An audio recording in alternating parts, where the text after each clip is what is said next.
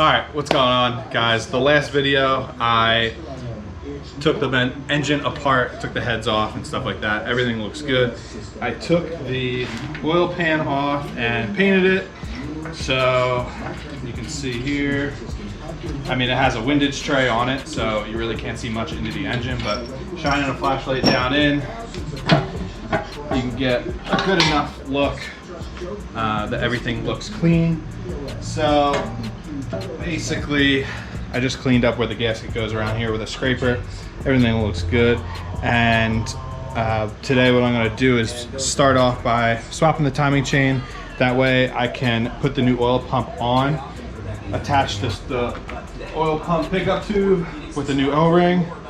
And then from there, once that's all done, I can spin the engine around, pull the remaining lifters out, and then swap the camshaft. So once this part is all done, the bottom end will kind of be done with as much as I'm doing. The only other thing I'm going to do is not put the new gasket on the oil pan yet, because I plan on getting the improved racing race baffle for the pan so that I don't run into any oil slosh issues, which will in turn blow this thing up. So I'm going to start off by taking the timing chain, I guess the sprocket for the camshaft off, and that'll let me pull this timing chain off. And I have a new milling chain right here that's going to go on, so that'll get rid of this slot in the old chain that has 237,000 miles on it. So before you start taking the cam sprockets off, you want to make sure your timing marks are lined up from the bottom to the top, and then you're pretty much put to the top dead cylinder, one at top dead center, and you're pretty much good to go. Keep everything organized, especially when doing this, because a lot of bolts come out. It looks like they put Loctite in the cam, so the camshaft bolts have Loctite chunks coming out on them, which I don't think you're supposed to do, but someone at some point thought it was a good idea. So then to get the timing chain off, you just pull this top gear off, get the chain off around it, maybe, sort of. There we go.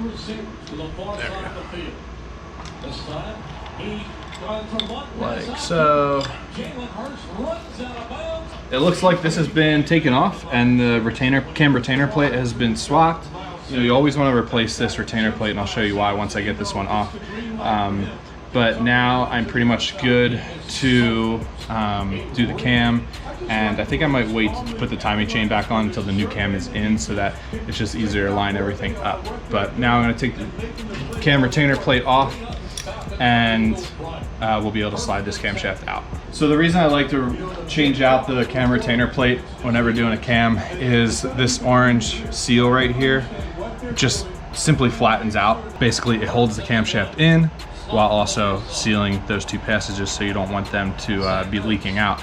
So it looked like this one leaked a little bit down the block, but we have the fresh Male one that'll go in. But the next step is to get the cam out by using the water pump bolts. Once I dig those out, we'll just spin it and slide the thing out. Now, I don't have to do the whole dowel rod trick because my lifters are out and the heads are off, but if your heads are still on, you should put your dowel rods in there, because obviously this is upside down, but you should put your dowel rods in so that it doesn't drop a lifter into where the cam needs to be. So basically here you just gently pull it out. Just spin it a little bit as it goes, and cam will come out. You want to try and keep it as level as you can. Now, I've never done this before. This is totally new for me. But I watched Charlie, shout out Charlie, for when he did it on the black car. So I'm kind of just going off of what I watched Charlie do when it comes to doing this.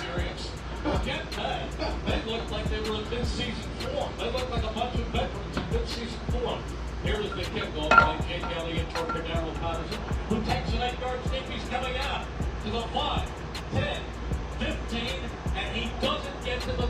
There you go.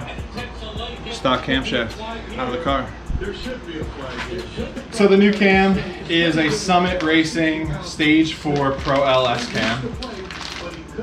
Nice piece, made in the USA. So I'm gonna pull it out, and I got some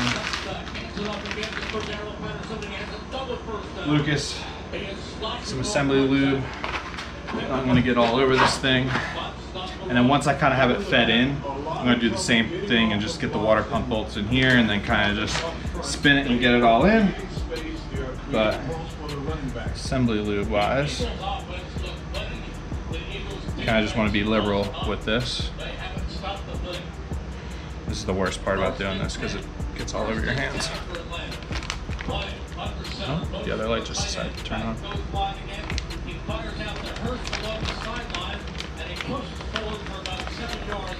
Nice. Yeah, thanks.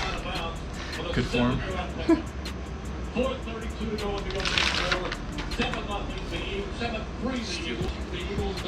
Yeah, really good movement again by the offensive line. And it starts to the right again, but that cutback lane is so nice and created by Keith Smith, the fullback. And Darrell Patterson in space, he makes you pay. He really does. First and 10, they are knocking on the door again at the 34-yard line. Matt Ryan under center. Matt Ryan this time gets off to Mike Davis. He is cartwheel at the line. And there's one thing that Charlie taught me, it's that you definitely want to be liberal with the assembly lube. Cartwheeling the ball carrier. 3:17 to go in the opening quarter. 7-3. I think we're in pretty good shape here. Lubed up. Oh yeah, we are well lubed. So you don't want to force it, you just want to gently slide it in. Okay, the second one here, and I'm just gonna. He went for Pitts this time, and Pitts was hit as the ball touched his fingers, and he took a blow from Eric Wilson. He takes a blow from Avonte Maddox, and this ball is nearly picked off. Pitts gets hit hard from the backside, and then the ball is nearly picked off. It's third down and 9. Ryan looks over the defense. He is 2 for 3 on third down. He's in the shotgun again. He drops back. They hit him. He escapes. He runs up the middle, but he dives forward. I don't know if he has. There you go. Cam is installed, and I'm covered in lube. The cam in. The new retaining plate is going to go on. And when you get the new retaining plate, you can feel that the gasket actually sticks up higher than the plate.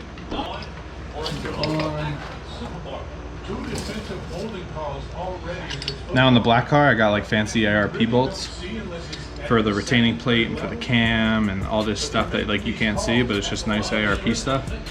Charlie made fun of me, so we're just sticking with the stock stuff because apparently there's no need. New timing chain over.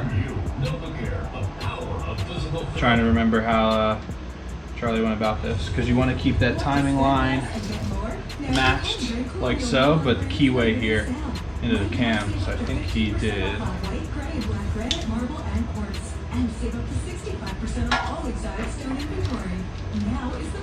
Let's try and get it lined up before the chain is in the mix here.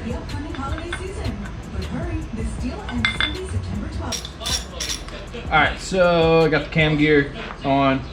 I'm gonna make sure you keep those timing lines. There's a little dot on the lower and then this little indent on the upper.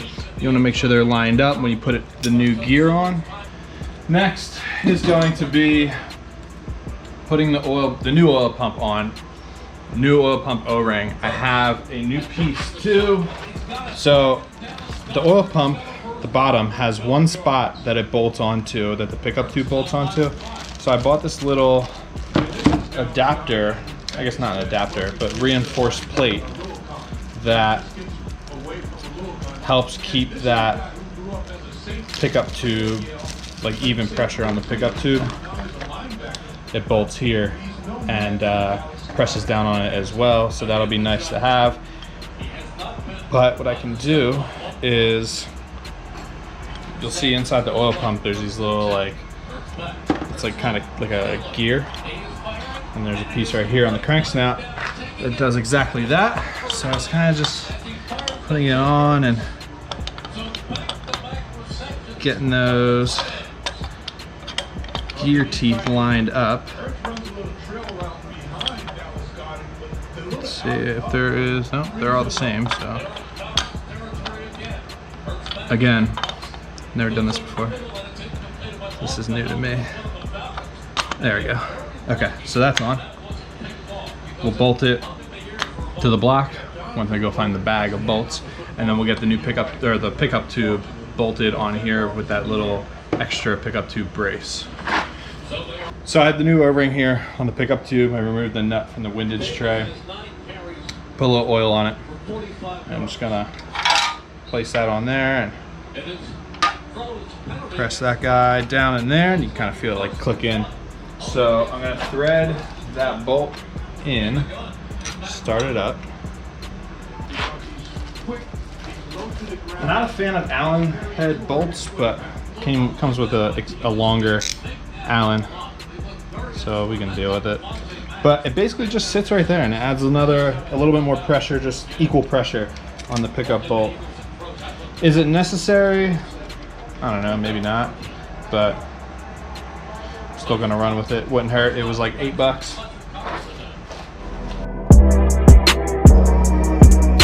All right, so we got the pickup tube back secured to the windage tray. We have the pickup tube brace bolted on right here into the oil pump, and the stock bolt back in there. New timing chain is in place. Oil pump is in place as well. We got everything tightened up. We got our timing lines lined up, and this thing is basically ready to have the oil pan placed back on, and I'll throw some of the bolts in, spin the engine back around, and from there I think the next move will just be getting this front timing cover back on, and I can put the new gasket on. Like I said, I'm not going to put the new oil pan gasket on just yet because I'm going to be getting the improved racing anti-slosh baffles and all that. But as far as the front of the motor here, we're in good shape. We're good to go. Everything is done. Once I get I gotta paint and clean up the front cover, but I'm happy that all this stuff is on so far, and we're looking good. Look, I'm really happy to be able to see all this stuff, you know, starting to get reassembled. So with the engine flipped back over, I put the new lifter trays just kind of in place. Like I said, my LS7 lifters haven't arrived yet, so I just had the lifter trays in with the new hardware, and they're just kind of finger tight, because what I'm going to do is I just taped up to cover that area that basically, you know, accesses the new camshafts. I don't want any dirt and debris getting down there while this engine's sitting upright, so I'm just going to tape this guy off here, and also just cover those holes up with rags, some fresh rags again, because there's just some debris down here from under the valley cover that I want to try and vacuum out and clean out, just so that it doesn't fall down into the camshaft area, and I don't really want to getting into the oil. I need to get myself a plastic scraper so I can go ahead and try and scrape some of this head gasket material off and get this surface cleaned up. And I want to look into some ways about potentially cleaning the tops of the cylinders, so I don't just leave them like this with all the carbon buildup. If there's something I can buy that'll clean the cylinder tops, that'll be real nice. But with everything upright now, I rotated the engine a couple times. This timing chain still has like some slack in it, which I guess is normal, but it had less slack in it than the one that was on the car. Oil pump is all good to go. We're all tight there, and we got the pickup tube down here. Oil pan's back on without a gasket, just hand tight because that's going to come off again. But we're in good shape here, guys. So with everything assembled, I got the timing cover just painted up here. I pressed in a new front main seal. I have the new gasket right here, so that'll go on. But first off, since I'm reusing the hardware, don't mind the background noise, just listen to the Eagles game. Go Birds. I'm gonna clean off all these bolts just with a little bit of degreaser and get the oil residue off of them, and then I'll throw this thing on the front of the engine. All right, this cover looks sick painted. I just wanted to try it out, that color over a black base, just for some other things on the engine. Probably going to do the valve covers and such in the same like dark metallic red color. So I'm really excited that this thing is getting together. Thank you guys for watching. As always, remember to subscribe, hit the bell, like the video, all that good stuff. And I'm excited to just dive into the next thing. The lifters will be here. I'm just gonna pop them in, no problem. But I'm just excited to get into this thing and, you know, get this thing together, back in the car, you know the whole deal. So thanks guys, I'll see you in the next one. Like, comment, subscribe, all that jazz. Peace.